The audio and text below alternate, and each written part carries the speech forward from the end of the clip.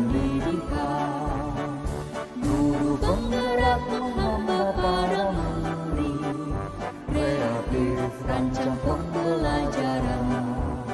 Hargai potensi, tingkatkan prestasi, lahirkan profil pelajar Pancasila. Belajar bergerak berbagi untuk negeri, kita menjalin kolaborasi. Belajar bergerak berbagi untuk negeri, demi bakti pada Ibu Pertiwi.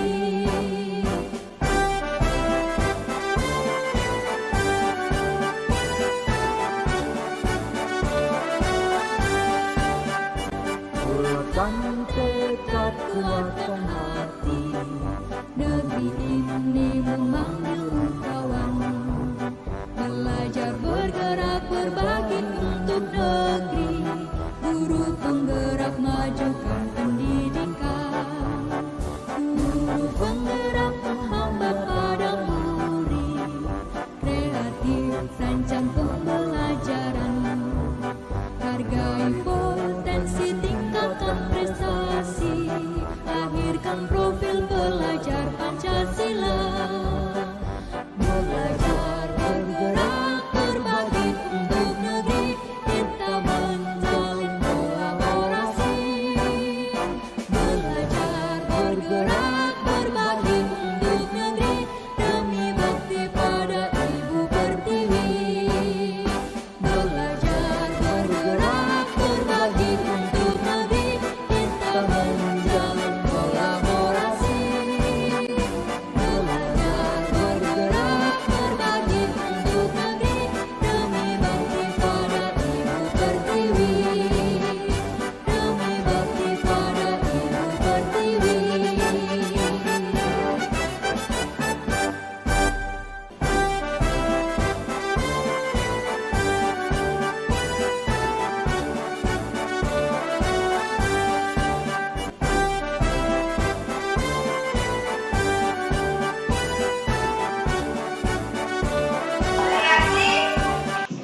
Di kelas saling menyapa gitu ya. Di kelas saling menyapa sama dengan sebenarnya hidup rukun. Terus ada juga tidak boleh bermain bola di kelas. Berarti apa?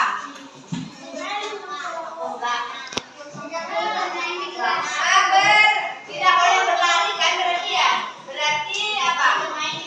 Berjalanlah di dalam berjalanlah di dalam kelas. Karena tidak boleh berlari. Belajar Pancasila. Belajar bergerak berbagi untuk negeri, kita menjalin kolaborasi.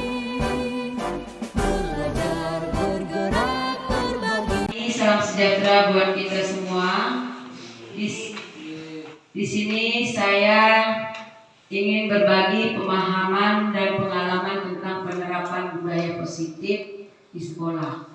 Sebelumnya saya mohon maaf, di sini saya tidak menggurui ya, tetapi kita saling berbagi.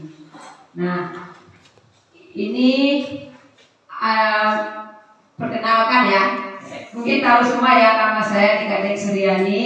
Hari ini saya ingin berbagi pemahaman dan pengalaman tentang apa sih budaya positif yang ada di sekolah.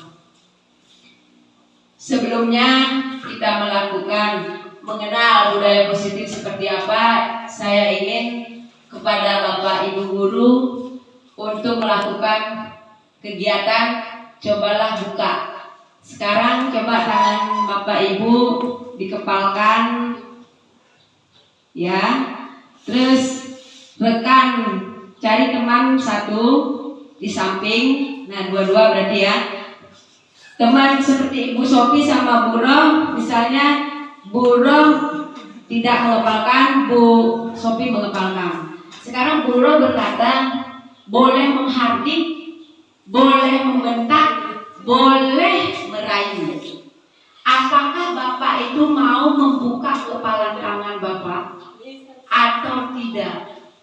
Dari rayuan, dari hentakan atau hardikan dari teman rekan kerja sejawat sebelahnya. Coba misalnya kayak ibu berdua, ibu bilang buka gitu kan, buka pi gitu. Ternyata Sobi tetap nggak mau membuka. Misalnya Bu Rani sama Bapak. Nah, ibu yang meminta Bapak membuka misalnya. Ya, Pak Tejo.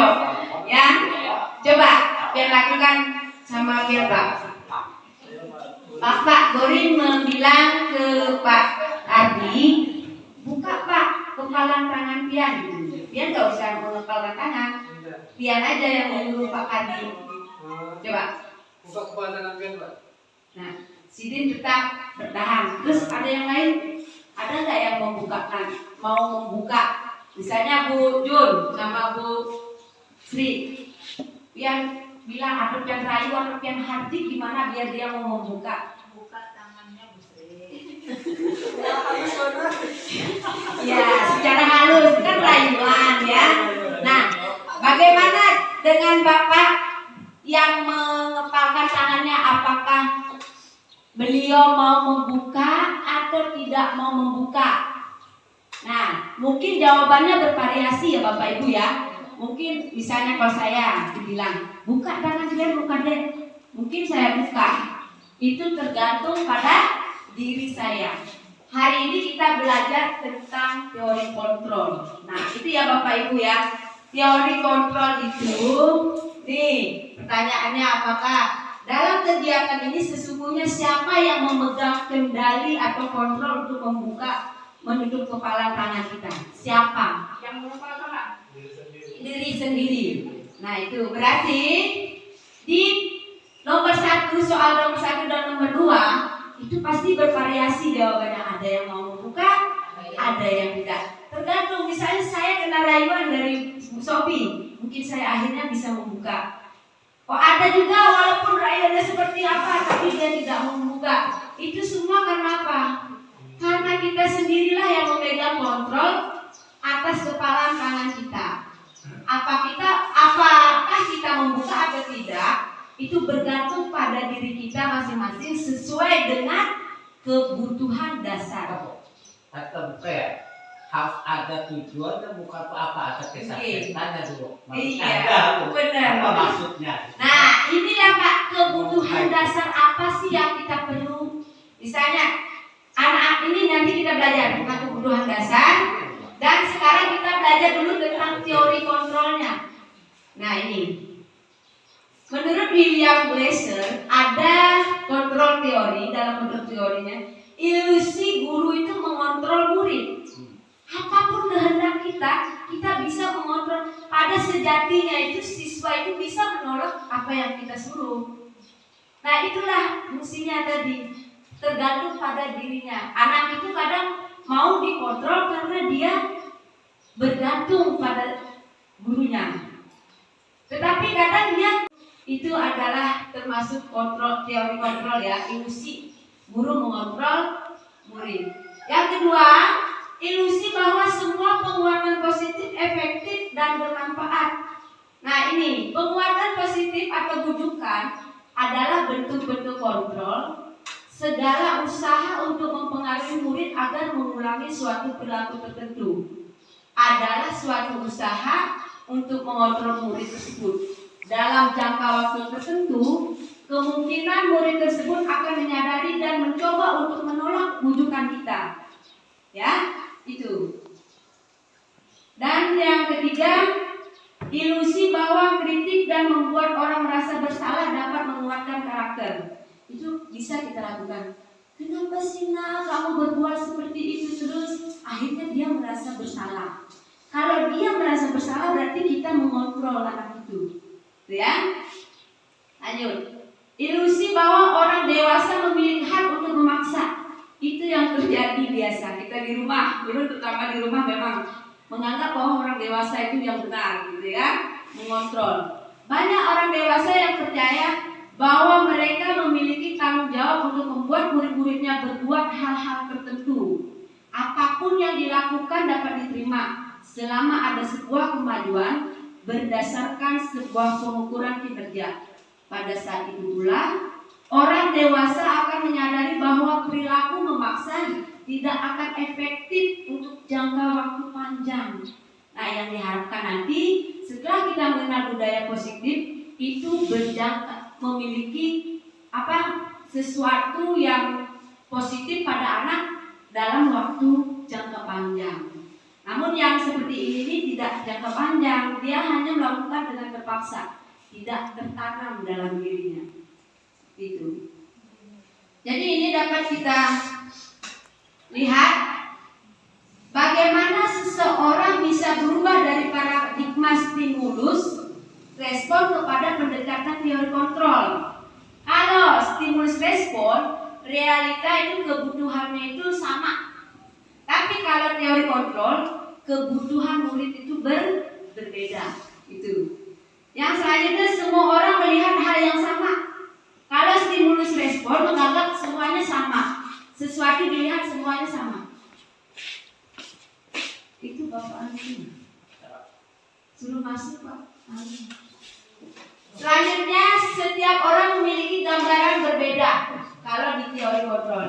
Inilah perbedaan antara stimulus respon dan teori kontrol. Selanjutnya. Nah, sekarang kita lanjut ke disiplin positif. Silakan Pak masuk.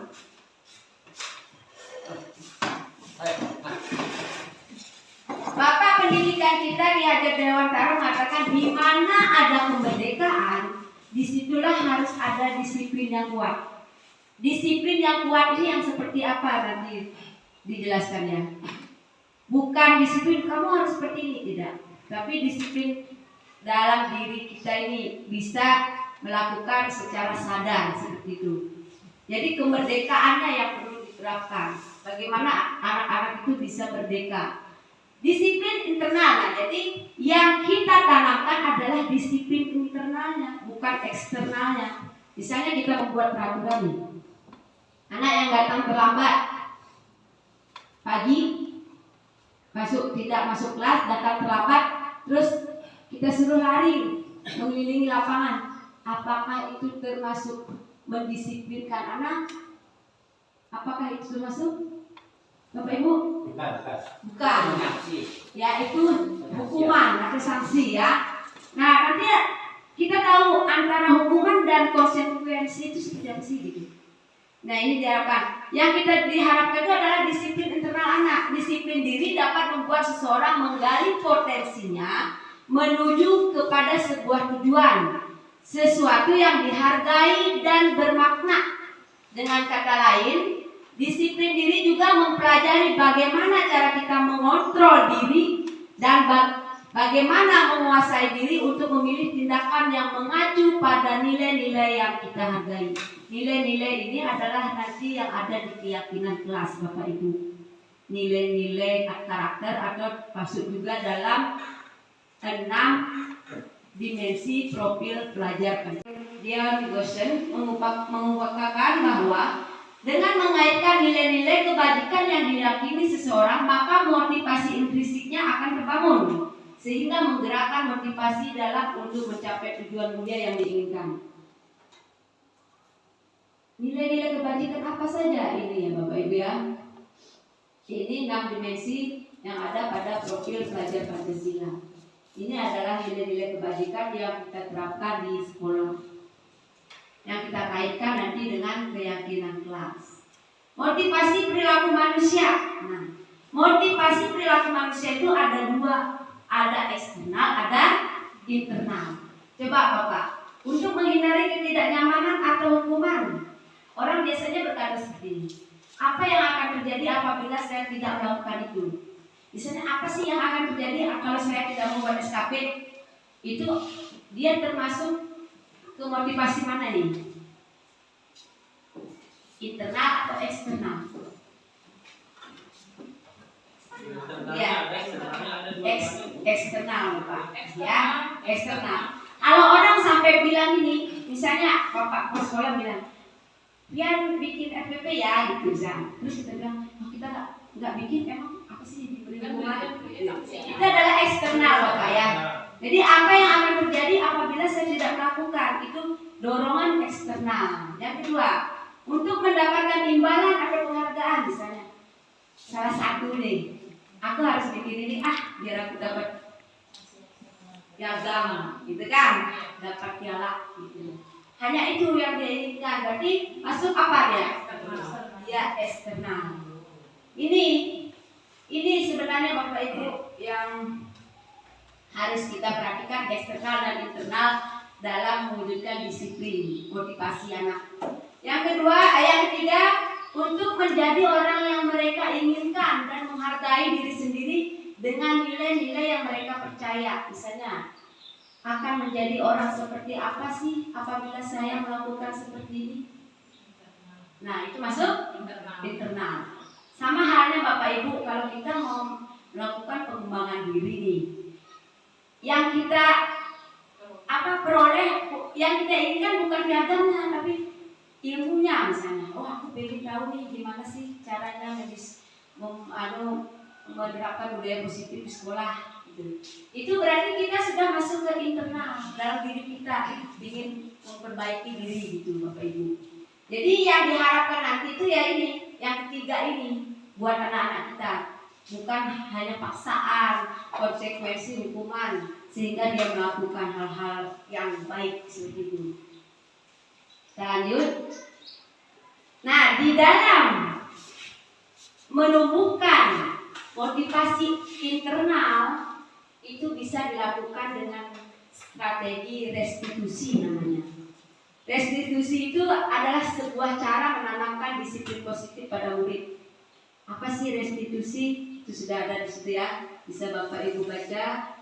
Menciptakan kondisi bagi murid untuk memperbaiki kesalahan mereka.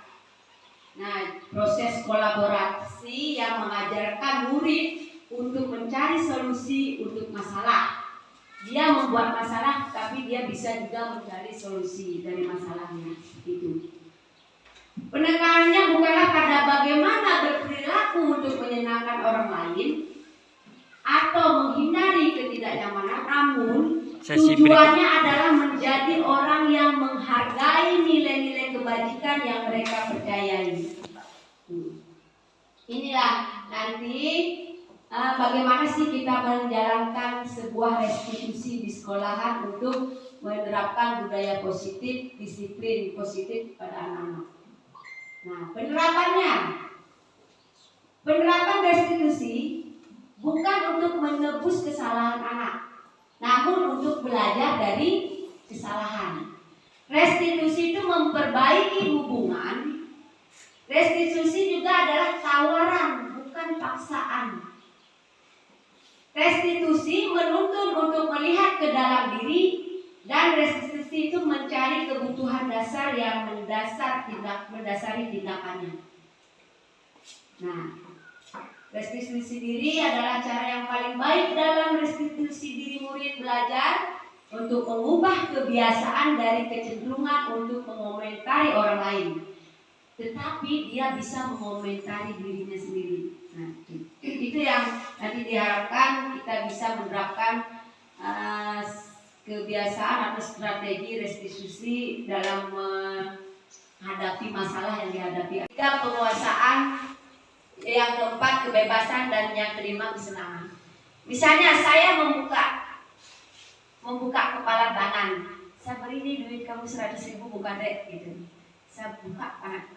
Saya kebetulan misalnya nggak bisa beli ini. Berarti kebutuhan dasar bertahan hidup itu. Sayalah yang saya kuat sehingga saya mau membuka tangan seperti itu. Begitu juga anak-anak, mereka memiliki kebutuhan dasar ini di sekolahan. Jadi bagaimana kita mengetahui kebutuhan dasar anak itu dalam proses pembelajaran. Lanjut. Nah, contohnya nih. Dinda, seorang anak kelas 3 SD, begitu tiba di rumah sepulang dari sekolah, menangis dan mengadu pada ibunya bahwa dia benci pada Ibu Rani, gurunya. Menurut Anda, kebutuhan apa yang berusaha dipenuhi oleh Dinda jika jawabannya seperti ini? Ibu guru bilang aku tidak boleh bersinandung sewaktu mengerjakan tugas. Katanya kelas harus tenang, tidak ada suara. Kan nggak seru jadinya. Menurut Bapak Ibu, kebutuhan dasar apa yang diperlukan anak ini? Apakah kesenangan? Kesenangan. Iya, kesenangan. Dia pengen senang di kelas itu. Jadi dia mau mengerjakan tugasnya dengan menyanyi gitu ya. Jadi kita tahu anak itu udah dia pengen kebutuhan dasar senang gitu. Jadi kita tidak bisa menolaknya gitu Bapak Ibu ya, diharapkan seperti itu. Yang kedua, ibu guru tidak menyapaku hari ini padahal aku pakai jepit rambut baru. Ya, ini adalah kebutuhan dasar cinta yang diperlukan anak-anak itu terhadap kita. Seperti itu ya Bapak Ibu ya. Yang ketiga, aku sebel, gambarku tidak rapi, malah ibu guru nunjukin ke teman-temanku di depan kelas gitu. Apa Bapak? Yang keras? Penguasaan, benar. Kalau anak ini bisa menguasai kelas, dia ada ceritanya seperti ini. Anak itu nggak pede nih, tapi dia pintar tapi nggak pede. Setelah dia pernah mengikuti, karena yang dituntut misalnya si A, habis si A ini sakit, si B lah yang menggantikan si A. Habis itu dia menang, akhirnya dia pede Bu, karena dia bisa menguasai kelasnya dengan kemampuan dia seperti itu.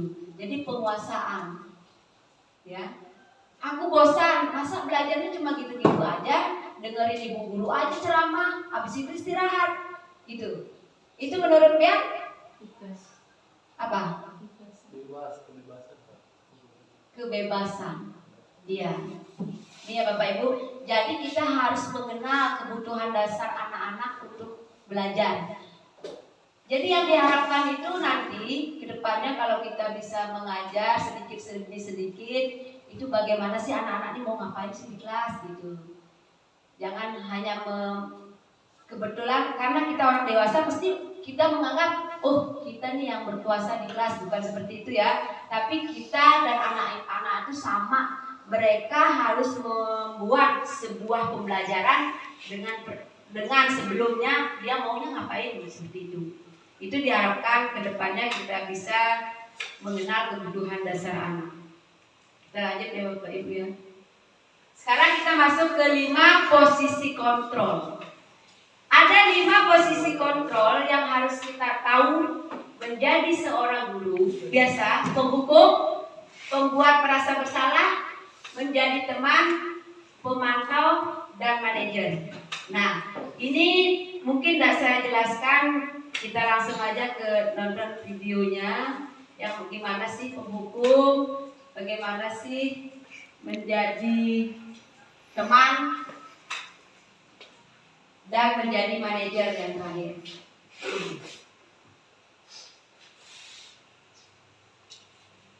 Adalah 1. Posisi penghukum. 2. Posisi pembuat merasa bersalah. 3. Posisi teman. 4. Posisi pemantau atau monitor. Dan 5. Posisi manajer. Untuk lebih memahami kelima posisi tersebut, mari kita saksikan kasus Naren yang terlambat hadir 20 menit di sekolah dan melihat bagaimana kelima posisi kontrol dalam menghadapi masalah tersebut.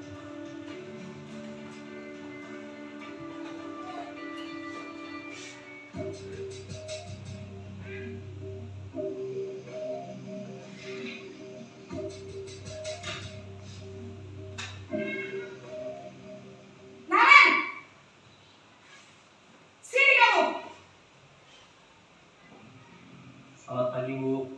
Selalu terlambat. Kamu deh, pasti terlambat. Maaf, Bu. Saya Apa? Apa coba? Alasan kamu apa lagi? Kapan sih kamu tidak terlambat? Malas sekali ya kamu jadi anak. saya Dasar pemalas. Gak kapok-kapok sih kamu. Sudah berapa kali terlambat? Sana, kamu keliling lapangan basket 2 kali. kenapa saya harus ke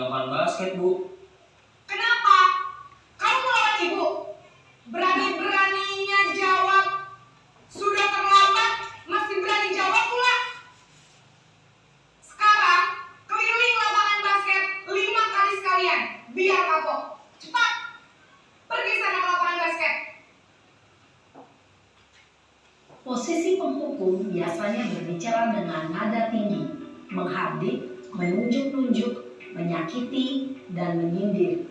Hukuman bisa berupa fisik maupun psikis. Ibu dan bapak guru hebat.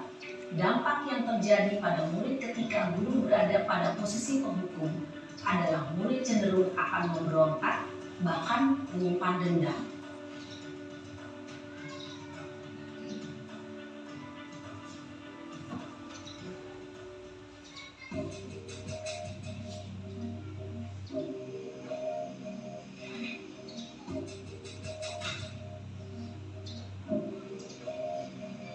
Naren!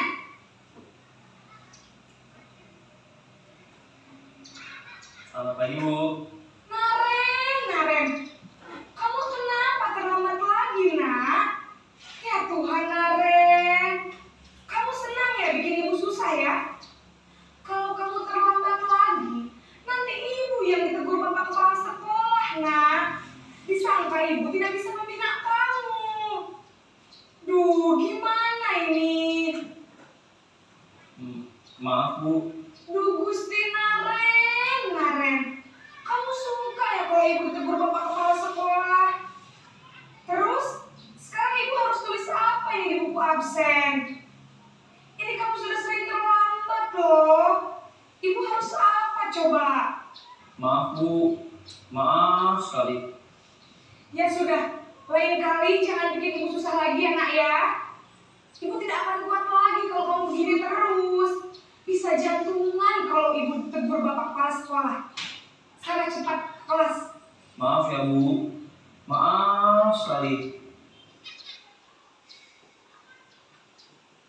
Posisi pembuat rasa bersalah berbicara dengan nada tenang, cenderung lembut. Namun kata-kata yang diutarakan membuat murid merasa menjadi orang yang gagal, memandang buruk dirinya sendiri, merasa tidak berharga, dan tidak sanggup membahagiakan orang lain. Ketika guru mengambil posisi pembuat rasa bersalah, murid akan menganggap dirinya yang bersalah dan ia akan menyimpan emosi negatif tersebut di dalam dirinya.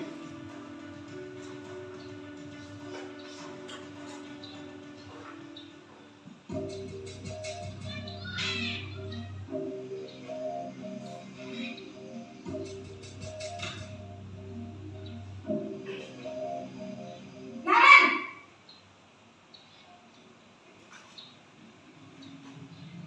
Selamat pagi Bu. Wah, sudah jam berapa ini nak? Terlambat lagi ya sayang. Iya Bu. Habis ibu saya lupa bangunkan saya Bu. Kamu malah menyalahkan ibu kamu. Kamu bukannya anak yang larinya paling kencang. Kok terlambat sih? Iya Bu. Saya memang terlambat bangun tadi. Jadi biarpun saya lari kencang, tetap nggak kekejar Bu. Ya sudah sana. Nanti lain kali larinya lebih kencang lagi ya. Biar gak terlambat lagi. Bikin seneng ibu. Demi ibu. Bisa kan? Bisa lah Bu. Ya sudah sana masuk kelas. Ibu beresin urusan absen kamu. Kamu ini ada-ada saja. Dalam posisi teman, guru berbicara dengan nada suara ramah, akrab, cenderung bersenda gurau untuk menjaga suasana tetap santai. Murid akan merasa senang, aman, dan akrab dengan guru.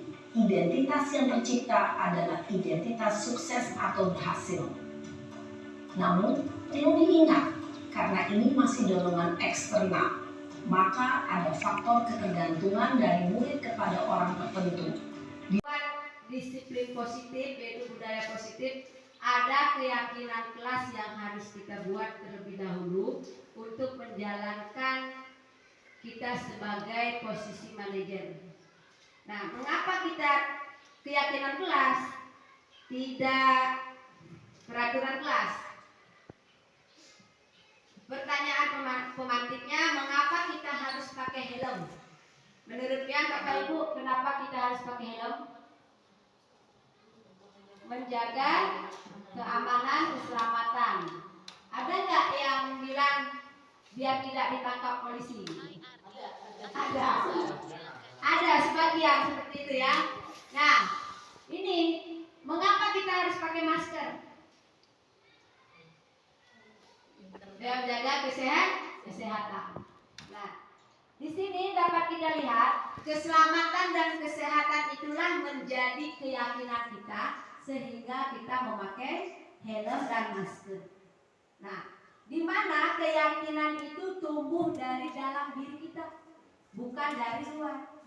Oh, aku pakai helm, tuh mau ke blok A ini, nanti kalau ada apa-apa, gitu kan? Nah, itu adalah sesuatu keyakinan yang tumbuh dalam diri. Masuklah keyakinan kelas itu adalah menimbulkan motivasi yang dulu video Pak. Nah, Dulu mau kesana dulu. nilai-nilai kebajikan universal yang disepakati secara tersirat dan tersurat lepas dari latar belakang suku, negara, bahasa maupun agama. Begitulah kita dalam membuat keyakinan kelas, Bapak Ibu, kita tidak bisa menonjolkan satu latar belakang suku anak, tetapi netral, tidak berhubungan dengan satu suku.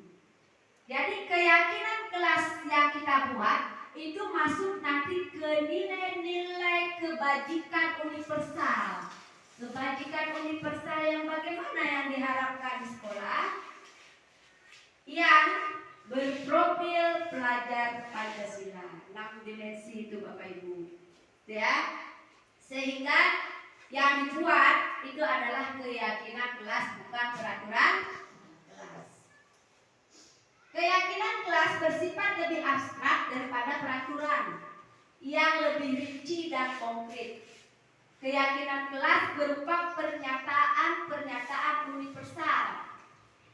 Keyakinan kelas pernyataannya senantiasa dibuat dalam bentuk positif, bukan yang negatif. Contohnya, anak-anak tidak boleh terlambat ke sekolah.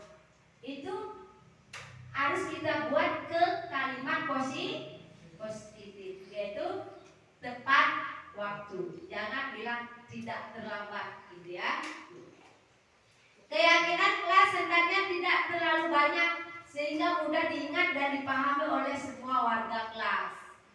Keyakinan kelas sebaiknya sesuatu yang dapat diterapkan di lingkungan tersebut. Nah, Bapak Ibu, diharapkan kita semua nanti memiliki keyakinan kelas di awal semester. Keyakinan kelas itu bukan itu sudah, ya. Ini keyakinan kelas yang saya buat pada awal kelas 4. Tetapi ada revisi. Kemarin kami membuat revisi keyakinan kelas. Jadi apa sih yang kurang gitu. Nah, seperti itu ya. Keyakinan kelas, semua warga kelas hendaknya ikut berkontribusi dalam pembuatan keyakinan kelas lewat kegiatan curah pendapat. Bapak Ibu, membuat keyakinan kelas bukan hanya gurunya saja, tetapi harus curah pendapat antara guru dan siswa. Anak-anak bisa menyampaikan dengan kertas, bisa langsung menulis di papan tulis seperti itu. Baru kita simpulkan sama-sama keyakinan kelasnya. Yang terakhir, bersedia meninjau kembali keyakinan kelas dari waktu ke waktu. Nah, ini yang diharapkan. Setelah kita buat keyakinan kelas, kita tinjau kembali keyakinan kelas kita, apa yang kurang, ya, apa yang perlu dibenahi seperti itu. Contoh keyakinan kelas, misalnya di kelas 1 setiap anggota kelas perlu belajar. Setiap anggota kelas perlu senang. Ini kan adalah Bapak Ibu. Nah, kemarin saya tulis karena saya kan belum tahu tuh keyakinan kelas itu. Saya tulisnya kesepakatan kelas. Ternyata yang lebih bagus adalah keyakinan kelas. Gitu. Disiplin waktu, berarti siswa masuk kelas tepat waktu. Jadi Bapak Ibu ya, bersikap dan bertindak positif, membuang sampah pada tempatnya. Misalnya tidak boleh membuang sampah sembarangan. Kita rubah kata-katanya menjadi membuang sampah pada tempatnya. Terus ada anak-anak bilang, tidak, aku Bu harus pakai kaos Bu, gitu di kelas. Berarti memakai kaos kaki selama di sekolah. Itu Bapak Ibu. Ini adalah contoh keyakinan kelas yang ada di kelas kami, di kelas 4. Nah, bagaimana? Setelah kita memiliki keyakinan kelas, kita bisa menerapkan restitusi. Nah, restitusi itu yang diambil di sini ada banyak sebenarnya, tapi yang diambil adalah segitiga restitusi. Segitiga restitusi itu apa? Suatu proses dialog yang dijalankan oleh guru atau orang tua agar dapat menghasilkan murid yang mandiri dan bertanggung jawab. Kebetulan ya Bapak Ibu, kemarin kita bikin visi dan prakasa perubahan ya Bapak ya, tentang anak bersikap mandiri. Benar, ini kita jalankan ini, jadi nanti menumbuhkan mandiri anak di dalam, dari dalam bukan dari luar. Nah, ini dialog yang dijalankan menurut Bapak Ibu dari 5 posisi kontrol tadi, yang mana dialog segitiga restitusi yang dijalankan? Yang posisi mana Bapak Ibu? Sementara di sebagai teman dan manajer siswanya. Sebagai teman, ya. Sementara ini. Tapi yang tadi dari video yang tadi kalian lihat itu yang video yang mana yang melakukan segitiga restitusi? Apakah penghukum atau membuat merasa bersalah, atau teman, atau pemantau, atau manajer? Ya, manajer. Nah, jadi kita bisa memposisikan diri kita sebagai manajer dengan keyakinan yang sudah kita buat, dengan menjalankan solusi atau strategi penyelesaian masalah melalui penerapan segitiga restitusi. Itu yang diharapkan Bapak Ibu. Mudah-mudahan dengan yang apa yang kita jalankan itu, budaya positif di sekolahan dapat benar-benar memotivasi anak-anak dari internal, dari dalam. Seperti itu. Penerapan segitiga restitusi itu manajer ya Bapak Ibu ya, yang biasanya. Coba kita Restitusi dikembangkan oleh pakar pendidikan Diane Gosson, berlandaskan pada teori kontrol Dr. William Gleiser.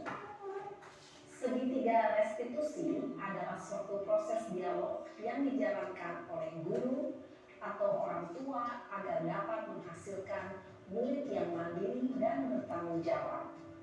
Pada saat guru di posisi manajer, aspek yang dikembangkan pada murid adalah motivasi intrinsik, sehingga penanaman nilai-nilai kebajikan dapat tumbuh dan berkembang menjadi suatu kebiasaan positif yang akhirnya membentuk karakter murid. Proses dialog ini terdiri dari 3 langkah yang digambarkan pada ketiga sisi pada segitiga restitusi. Sisi pertama adalah menstabilkan identitas. Sisi yang kedua adalah validasi tindakan yang salah. Dan sisi yang ketiga adalah menanyakan keyakinan. Ibu dan Bapak guru, berikut ini akan ditunjukkan bagaimana seorang guru berada dalam posisi manajer menggunakan penerapan segitiga restitusi.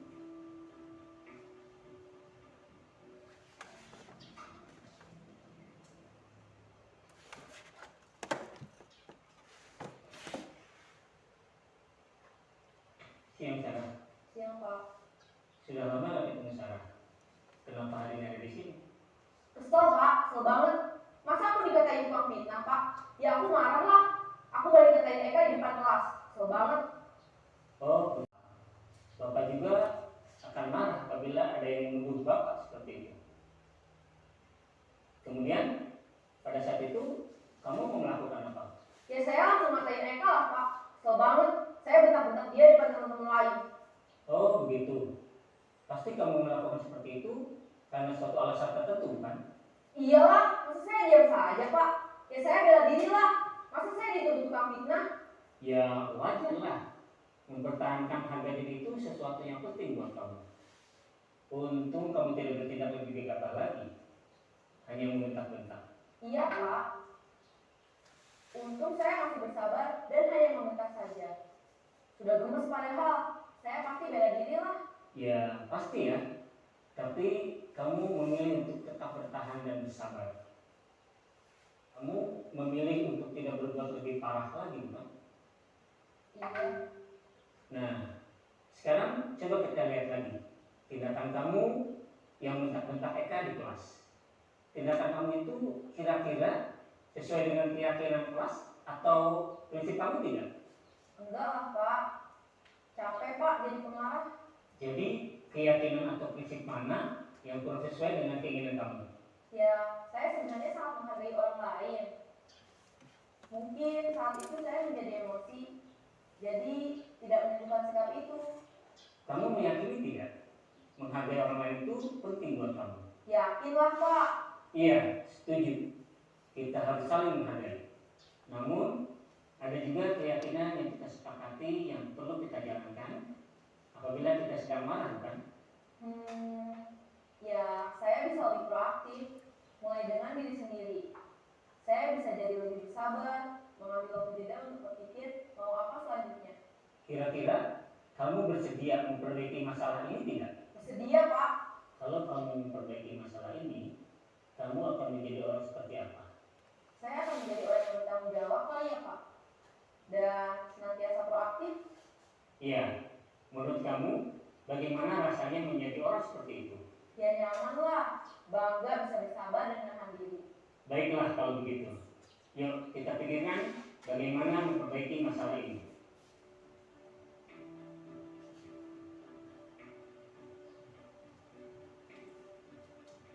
Ibu dan Bapak guru hebat. Baru saja kita menyaksikan contoh bagaimana seorang guru berada dalam posisi manajer menggunakan penerapan segitiga restitusi. Mari kita bahas satu persatu.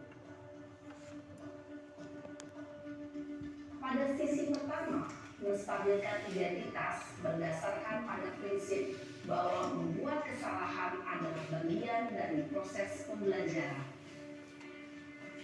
Sisi pertama dari segitiga ini berperan menggeser identitas murid dari identitas gagal ke identitas sukses. Murid yang sedang bertingkah laku yang tidak pantas atau menarik diri saat itu sedang mengalami identitas gagal. Bila kita mengkritiknya, maka posisinya tidak akan berubah. Kita bisa mengajukan pernyataan-pernyataan ini. 1. Membuat kesalahan sesuatu yang wajar. 2. Manusia tidak ada yang sempurna. 3. Kita bisa memperbaiki masalah ini. 4. Saya tidak menanyakan kesalahannya. Saya lebih fokus bagaimana memperbaiki masalah ini. 5. Apakah saat ini kamu tengah menjadi orang yang baik untuk dirimu sendiri? Pada sisi kedua, validasi tindakan yang salah berlandaskan pada prinsip bahwa setiap perilaku berupaya memenuhi suatu kebutuhan tertentu. Guru yang telah memahami teori kontrol akan bergeser dari pemikiran stimulus respon menjadi proaktif dan mencoba untuk mengenali tujuan dari perilaku murid. Mengenali dan mengakui kebutuhan murid ini dapat memperbaiki hubungan dengan murid tersebut. Pernyataan atau pertanyaan bisa disampaikan dengan nada suara tidak menghakimi atau memojokkan, sehingga dapat mengembalikan murid pada posisi positif. 1. Kamu bisa saja bertindak lebih gegabah lagi dari ini. 2. Kamu bukan melakukannya tanpa suatu alasan tertentu. 3. Kamu melakukannya karena mempertahankan sesuatu yang penting bagimu. 4. Mungkin kamu bisa mempelajari suatu dilakukan oleh seorang pendidik yang memposisikan dirinya sebagai manajer. Diharapkan dengan menerapkan segitiga restitusi, kita dapat menumbuhkan mandiri dan tanggung jawab anak atau murid dari dalam dirinya. Dengan keyakinan kelas yang sudah dibuat secara bersama-sama. Nah, dari hal yang saya jelaskan, mungkin ada Bapak Ibu yang mau bertanya, dipersilahkan. Ayo. Siapa? Ya, ada Ibu Ro, Bu Jun, ya. Ro dulu. Silakan Bu. Ya, tadi sudah banyak juga diterangkan, tapi ini ada artinya perbedaannya. Apa perbedaan hukum dan konsekuensi yang diterapkan di sekolah, dan berikan contohnya seperti apa? Ya, terima kasih Ibu Roh. Ya, kita menjelaskan tentang hukuman dan konsekuensi. Hukuman seperti yang diberikan Naren, yang didapat dari Naren, yang pertama itu adalah hukuman. Ada seperti ini contoh Pak Bu.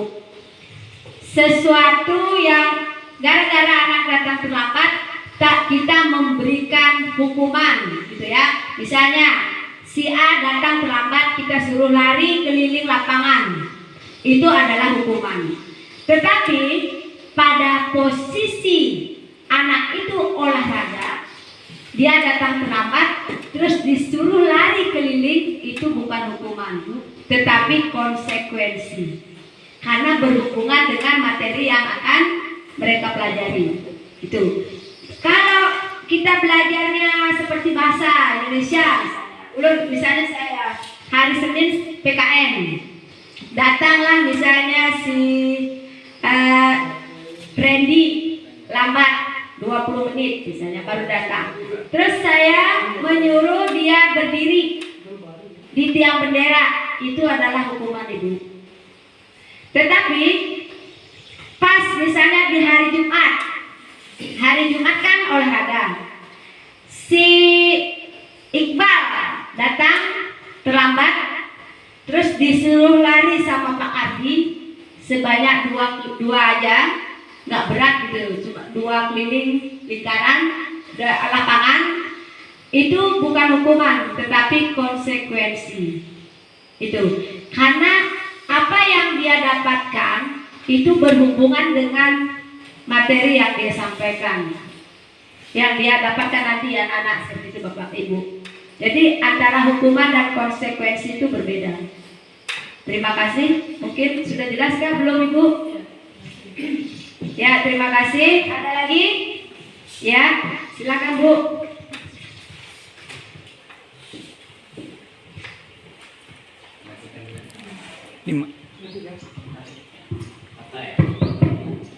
Belum. Kurang keras nggak? Ya, terima kasih kepada Bu Kade Suryani atas penjelasannya. Sesuai dengan apa yang kita dengarkan tadi yang dipaparkan oleh Bu Kade Suryani tentang manajer. Nah, di situ tadi sudah panjang lebar dijelaskan. Nah, dalam posisi kita sebagai manajer itu, apakah kita selaku pendidik juga termasuk teman dan sekaligus pemantau? Terima kasih Bu Jun. Benar sekali Bu ya. Kalau kita sudah dalam posisi manajer, itu berarti kita sudah memposisikan diri kita sebagai teman sekaligus sebagai pemantau. Gitu. Itu manajer.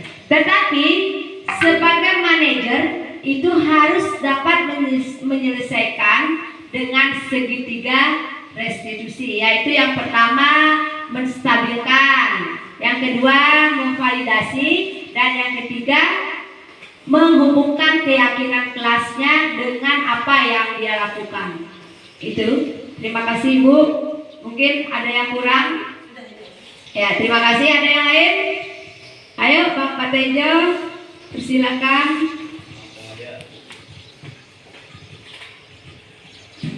Terima kasih. Dari penjelasan terakhir menghubungkan keyakinan kelas. Jadi sikap kelas harus memilih keyakinan kelas. Bagaimana cara membuat keyakinan kelas tersebut?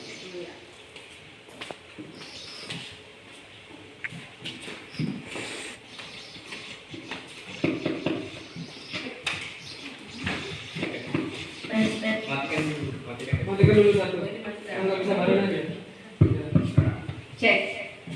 Ya, terima kasih Bapak Tejo. Keyakinan kelas, bagaimana cara membuatnya seperti itu. Nah, ya terima kasih. Keyakinan kelas itu dibuat oleh guru dan murid, Bapak.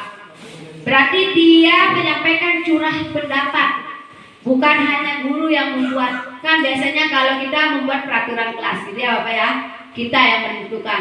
Ini beda. Keyakinan dibuat oleh antara guru dan siswa melalui curah pendapat. Setelah apa yang dicurahkan disampaikan kepada anak-anak, kita simpulkan, kita buat dengan kalimat positif.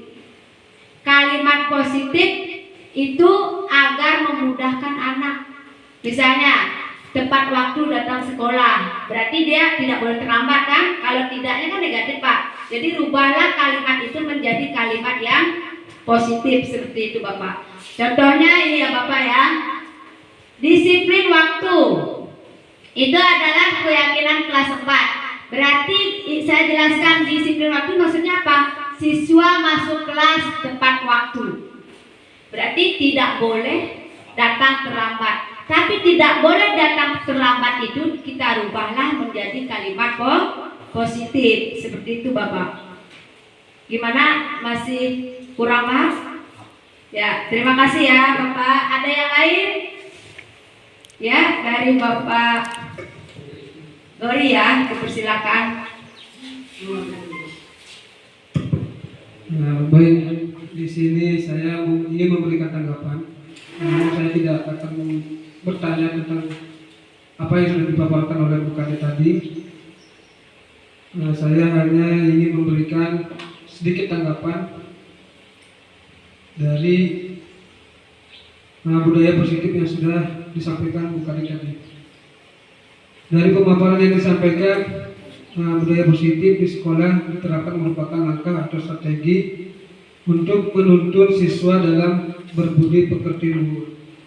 Dan yang terpenting yaitu menumbuhkan motivasi internal siswa untuk menyediakan teladan perilaku siswa di masa yang akan datang atau di masa depan. Saya juga ingin mengucapkan terima kasih dari pemaparan ini. Saya paham tentang budaya positif yang telah dilakukan di sekolah, terutama dalam segitiga restitusi. Dan pendidik seharusnya menjadi manajer, bukan penghukum yang selama ini sudah kita lakukan. Mungkin kedepannya kita harus lebih belajar lagi untuk merubah bagaimana memposisikan diri kita menjadi guru yang menjadi guru sesuai dengan manajerialisasi, bukan sebagai guru penghukum. Mungkin hanya itu yang saya sampaikan. Terima kasih. Terima kasih Bapak Gori.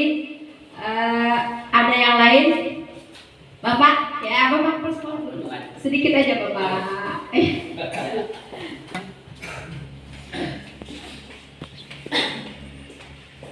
Assalamualaikum warahmatullahi wabarakatuh. Selamat pagi, siap. Menurut saya untuk memberikan semacam motivasi aja Ibu ya. Jadi menanggapi termasuk juga Ibu ya. Emangnya dalam hal guru untuk berdasarkan sekarang untuk mengajar tidak ada yang namanya penghukum. Sekarang sudah bersanksi. Betul dong? Harus betul-betul jadi manajer. Apa yang sampaikan terakhir tadi begitu ya betul. Kita tidak bisa berbuat macam-macam kepada murid. Lain tahunnya dulunya, atau boleh memukul. Sekarang tidak boleh. Kita ada lihat di YouTube ya. Itu baru memukul tangan, sudah mendapat sanksi. Nah jadi kita tidak sembarangan nih, pas aja kita pakai manajer aja. Alhamdulillah. Jadi pada guru semua, saya harapkan jangan sampai ada semacam berbuat yang 4 jam di atasnya tadi lah, 1, 2, 3, 4 tadi. Kita pakai yang manajer aja. Supaya tidak akan mendapat sanksi. Nanti guru sekarang ini jadi tidak macam-macam bisa seperti yang dulu ya saya katakan. Cerita sedikit punya saya juga pengalaman dan mana saya waktu memang dulu yang termasuk penghukum saya ini lahir dulu ceritanya berkelahi. Setelah itu gimana? saya hantarkan kepalanya. Tapi itu udah ada undang-undang lagi. Sampai muncul kepalanya, datang ke saya. Ya itu kelahi. Ya apa dua kayak segambar dua. Jadi kelahi masalahnya. Jadi itu ya. Wajah seandainya ada undang-undangnya saya tangkap mungkin Bu. Nah jadi itu ada harapan saya, mudah-mudahan pada guru di sini tidak ada memakai kekerasan lah dalam bahasanya. Nah jadi makailah yang manajer tadi. Nah itu aja yang kita sampaikan. Terima kasih. Waktunya. Assalamualaikum warahmatullahi wabarakatuh.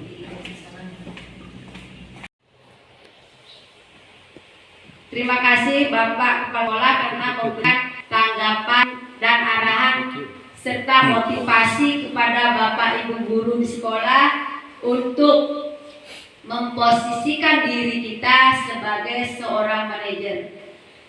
Dengan kita memposisikan sebagai seorang manajer, mudah-mudahan kita bisa menemukan motivasi siswa kita dari dalam dirinya untuk mandiri dan bertanggung jawab. Terima kasih Bapak, dan kita lanjutkan. Kesimpulan hari ini bahwa budaya positif yang diterapkan melihat kebutuhan dasar murid dan berusaha memenuhi kebutuhan dasar murid. Dengan adanya budaya positif di sekolah kita bisa memenuhi kebutuhan dasar murid kita yang ada 5 tadi ya Bapak Ibu ya. Terus yang kedua, budaya positif dilandasi dengan keyakinan kelas yang dibuat secara bersama murid. Dalam artian bahwa kita setiap kelas seharusnya memiliki keyakinan kelas ya Bapak Ibu ya. Karena kalau kita memposisikan diri kita sebagai manajer, yang terakhir tindakan segitiga restitusinya adalah menghubungkan keyakinan kelas. Yang ketiga, budaya positif berdasarkan disiplin positif yang menuntun menumbuhkan motivasi internal murid. Ini yang diharapkan. Bukan karena dia bergantung pada kita terus dia mau melakukan, tetapi itu ada tumbuh kesadaran dirinya untuk memperbaiki dirinya, seperti itu. Yang selanjutnya, budaya positif dengan keyakinan kelas atau sekolah yang sesuai kebutuhan belajar murid dapat dibangun melalui strategi segitiga restitusi yang diterapkan setiap guru di sekolah. Itu budaya positif itu akan terbangun dengan keyakinan kelas, dengan memposisikan diri kita sebagai manajer dan menerapkan segitiga restitusi tersebut, yang akhirnya menumbuhkan kesadaran siswa akan mandiri dan bertanggung jawab. Yang terakhir, kesimpulan dari apa yang telah saya sampaikan, budaya positif dapat terwujud dengan kerjasama semua warga sekolah. Bapak Ibu, budaya positif itu bisa terlaksana apabila kita bekerja sama. Kalau hanya 1 orang atau 2 orang guru di sekolah yang melakukan, akan tidak terbentuklah budaya positif itu. Itu ya Bapak Ibu ya. Jadi kita mudah-mudahan ke depannya mulai ke depannya lah kita bisa bekerja sama bagaimana kita bisa membangun atau kita bisa menuntun anak kita dalam motivasi internalnya untuk mandiri yang sesuai dengan prakarsa perubahan kita, mandiri dan bertanggung jawab. Nah, hari ini cukup sampai di sini. Mungkin Bapak Ibu ada yang bisa menambahkan kesimpulan materi yang hari ini Ibu sampaikan, dari ini saya sampaikan. Silakan pada Ibu Sophie. Tambahkan sedikit, tidak apa-apa, tentang materi yang hari ini saya sampaikan. Termasukkan boleh, misalnya sering-sering lagi bukan deh, boleh. Itu ya. Terima kasih. Bu Kade. Nah, saya sedikit menyampaikan dari apa yang saya dapat dari Bu Kade, bahwa untuk pendidikan saat ini, yaitu kurikulum merdeka, memang kita sebagai guru bukan disarankan ya, memang harus diwajibkan untuk mengajari murid kita ini dengan cara sebagai teman, tidak menggurui bahwa kita ini paling tua, bahwa kita ini harus mengatur. Tidak, kita harus meminta saran, mau minta belajarnya seperti apa, mau minta dengan pembelajaran yang bagaimana menurut murid itu bisa belajar menyenangkan. Itu aja. Ya, terima kasih. Terima kasih Bu Sofi ya, karena Ibu Sofi juga saat ini di kelas 1 ya, menerapkan kurikulum merdeka. Jadi Bu Sofi sudah tahu ya sedikit, sama dengan saya Bu.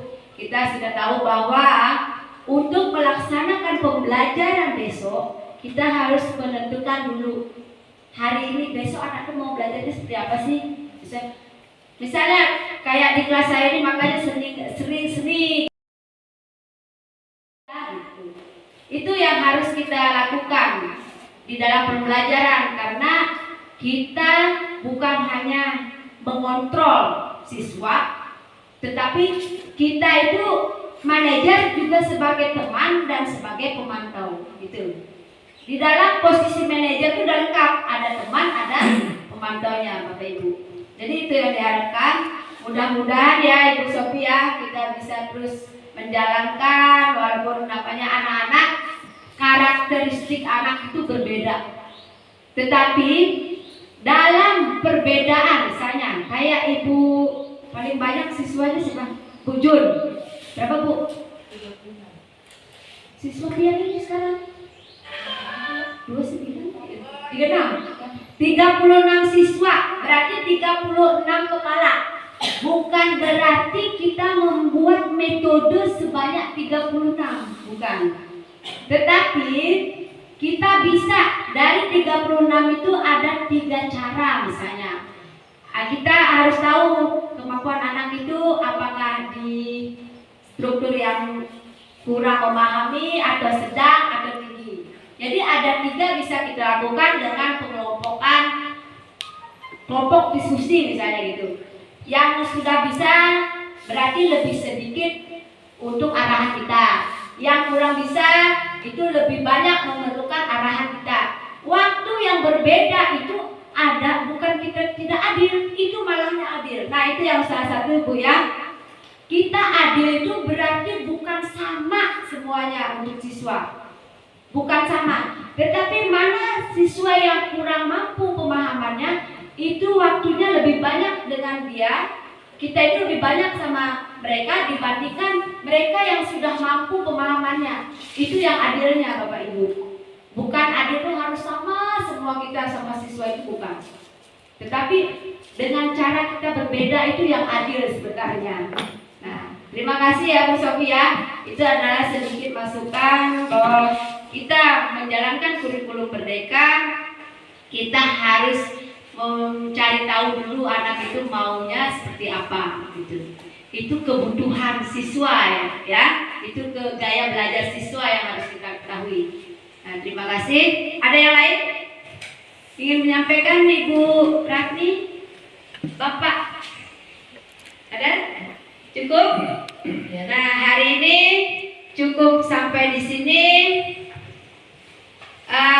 Berbaginya saya dengan Bapak Ibu rekan guru tentang apa sih budaya positif itu yang harus kita terapkan di sekolah, yang seperti apa, terus kebutuhan dasar apa sih yang harus kita ketahui, kebutuhan dasar manusia, anak-anak atau manusia ya, dan keyakinan kelaslah yang harus kita buat di akhir, dan memposisikan diri kita lah sebagai manajer dan menerapkannya segitiga restitusi. Ya itu, walaupun kita tidak bisa secara spontan Bapak Ibu ya, sedikit. Memang kan kadang-kala kita punya masalah di rumah gitu. Mungkin emosi kita kan emosi. Tapi ada waktunya, oh aku salah nih seperti ini. Nah, ada memberikan kesadaran diri kita, oh bahwa aku ini salah gitu. Aku harus seperti ini. Itu sudah saya alami sendiri Bapak Ibu ya, walaupun pada saat ini saya tentang berjalan ini pendidikan, mungkin ada emosi, kadang-kadang langsung marah gitu sama anak-anak yang tidak bisa diajak bekerja sama di kelas seperti itu. Tapi ada waktunya kita menyadarkan diri gitu. Mungkin itu saja, dan saya akhiri. Jika ada kesalahan, saya mohon maaf, dan saya akhiri. Selamat siang, salam sejahtera buat kita semua. Selamat siang.